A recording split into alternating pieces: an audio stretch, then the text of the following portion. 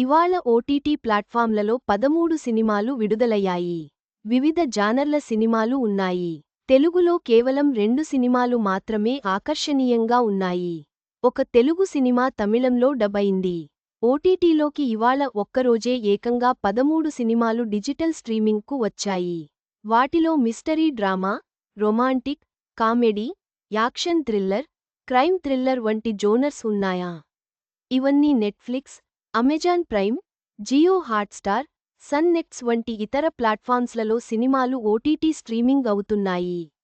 Dear Hongrang, May 16 Football Parents, May 16 Rotten Legacy, May 16 Hai Junoon, May 16 Wolf Man, May 17 Bhool Chuk Maaf, May 16 A Working Man, May 16 Nesippaya, May 16 Ayyar in Arabia, May 16 murder bat, మే 16 మనమే, మే 16 పరన్ను పరన్ను పరన్ను చెల్లన్, మే 16 కమ్ము కపి, మే 16 curfew, మే 16 ఇలా ఇవాళ ఒక్కరోజే సినిమాలు, web సిరీస్లు కలిపి 13 వరకు ఓటీటీ స్ట్రీమింగ్కు వచ్చాయి.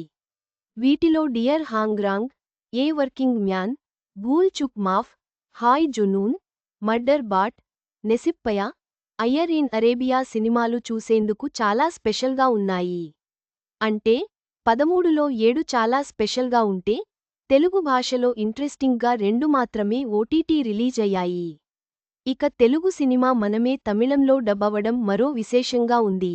మొత్తం మీద వివిధ భాషల సినిమాలు ఓటీటీలోకి వచ్చాయి. తెలుగు ప్రేక్షకులకు 2 సినిమాలు మాత్రమే ఆసక్తిని కలిగిస్తాయి. మనమే సినిమా తమిళ డబ్బింగ్ విడుదల కావడం గమనార్హం.